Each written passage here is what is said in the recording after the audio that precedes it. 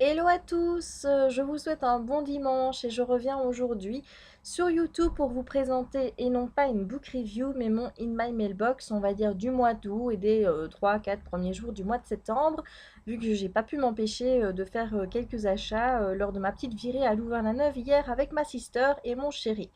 Voilà, donc vous avez été nombreux à me le demander. Voilà, le In My Mailbox revient sur ma chaîne YouTube. J'espère que ça vous plaira. Maintenant, je vous garantis pas de le faire toutes les semaines parce que ça prend quand même énormément de temps. Et puis, je vais quand même essayer d'acheter un peu moins de bouquins. Parce que bon, vous avez vu l'état de ma palle, c'est un petit peu catastrophique.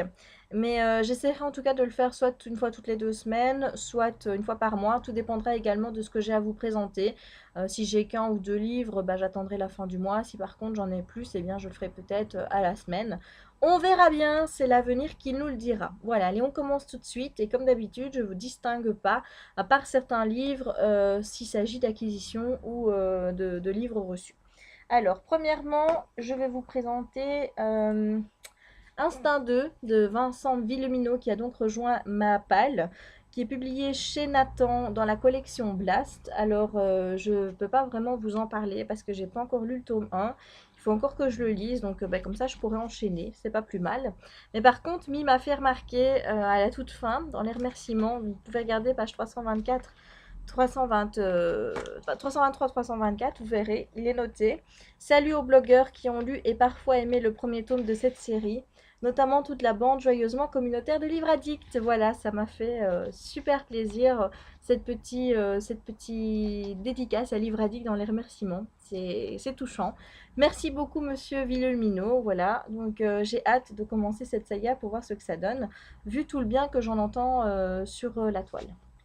Alors ensuite, un bouquin que j'ai très envie de lire parce que vous avez été nombreux, que ce soit sur Livre Addict ou sur YouTube, à en parler. Il s'agit de Quand souffle le vent du Nord de Daniel Gatower aux éditions Le Livre de Poche. Donc c'est un roman épistolaire, donc j'ai hâte de plonger dedans.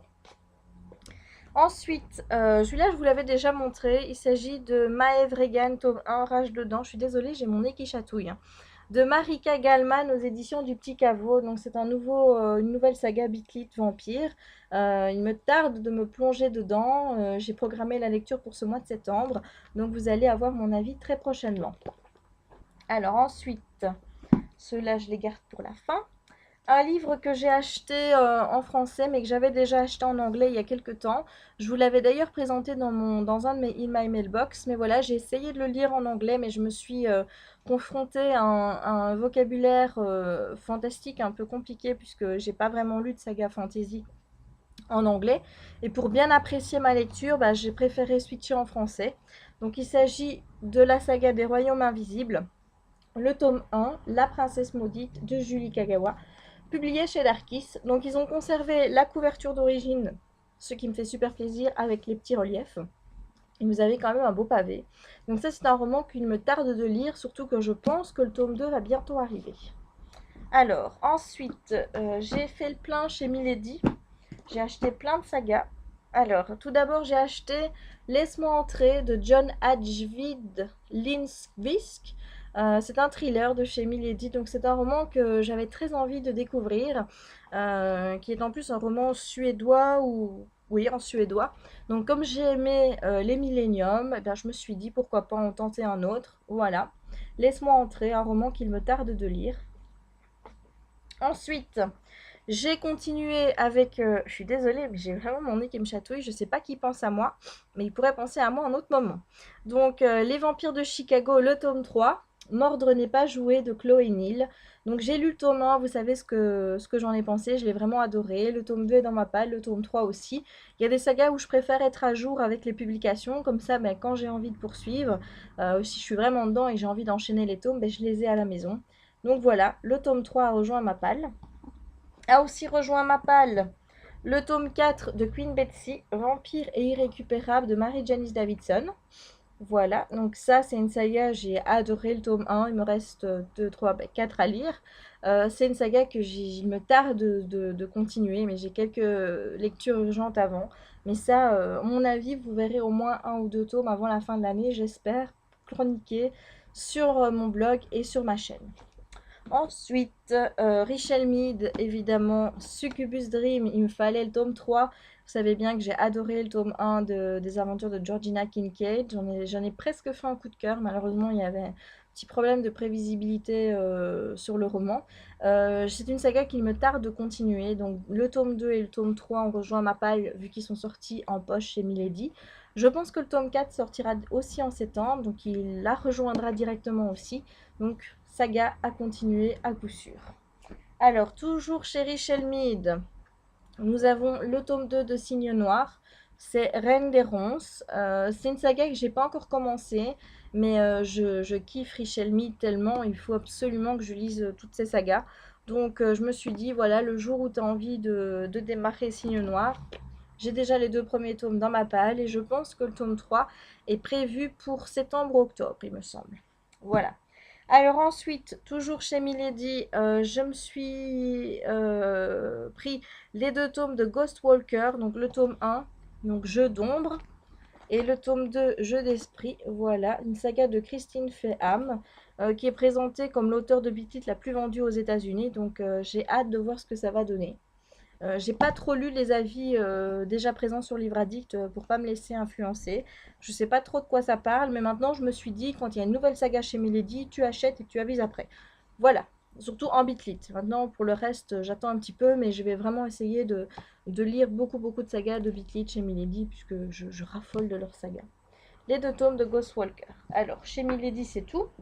J'ai également reçu un cadeau. J'ai gagné un concours en fait sur la page de vendredi lecture. Je vous mettrai le lien de la page dans ma barre d'infos en bas. Donc en fait le vendredi lecture, qu'est-ce que c'est? C'est un rendez-vous hebdomadaire. Chaque semaine sur Facebook, on est invité à aller noter la lecture en cours de lecture forcément sur cette page. Et l'administratrice de la page eh bien, reprend sur le blog Vendredi Lecture toutes les lectures du vendredi, savoir lequel est lequel livre est le plus lu sur la semaine et ainsi de suite. Et chaque semaine, elle a des concours avec les éditeurs et elle permet en tirant au sort à des gens qui participent de gagner un livre. Et il y a 2-3 semaines, je sais plus, j'ai gagné. J'étais très surprise parce qu'en fait, je ne savais pas qu'il y avait des concours qui étaient organisés. Donc il s'agit de Palinceps de Charles Strauss, publié au Nouveau Millénaire, qui est en fait une collection des éditions J'ai lu.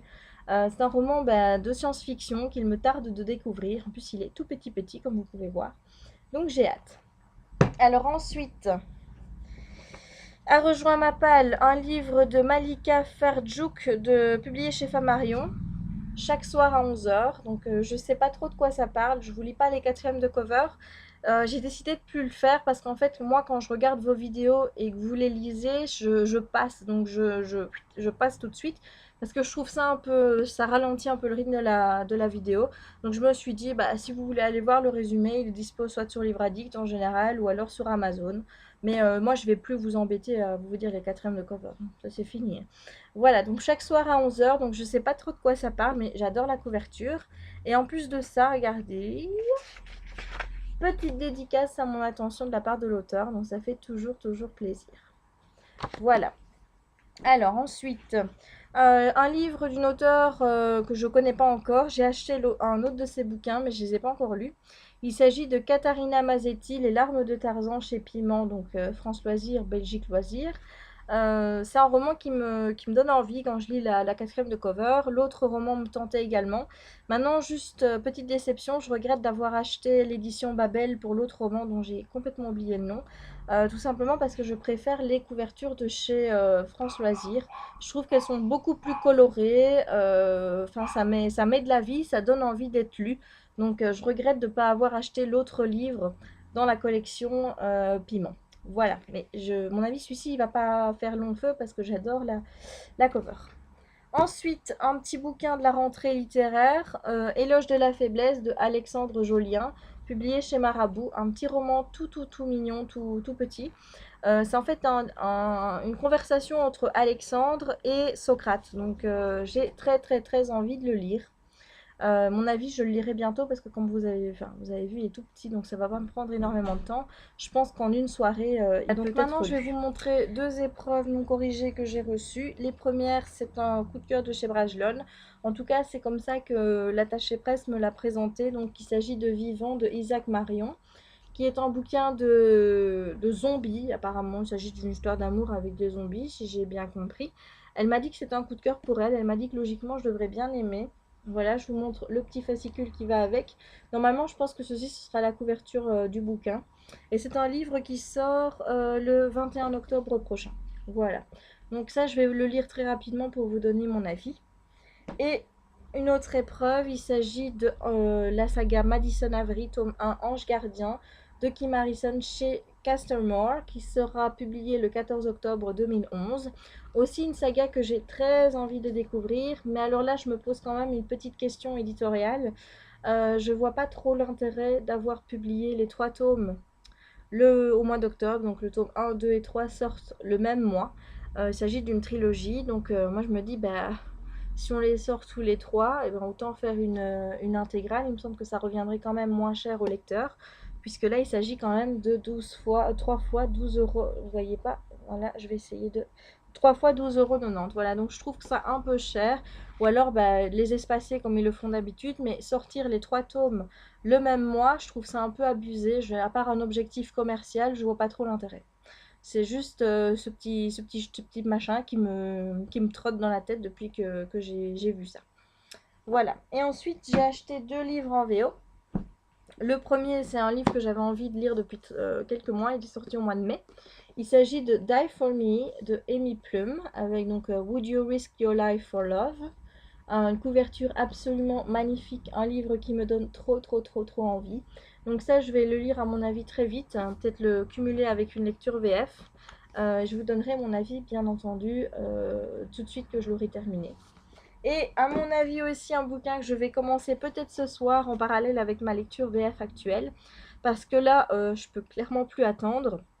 J'ai déjà attendu depuis le mois de janvier, mois de février pour me replonger dans la saga, l'univers, avec certains des personnages, puisqu'on a fini une saga, on en continue une autre avec des personnages de la première. Des personnages qui ont encore beaucoup de choses à dire à mon avis. Une saga de Richelle Mead, j'espère que vous avez déjà vu de quoi je parle. Il s'agit de Bloodlines, la nouvelle saga dérivée de Vampire Academy de Richelle Mead.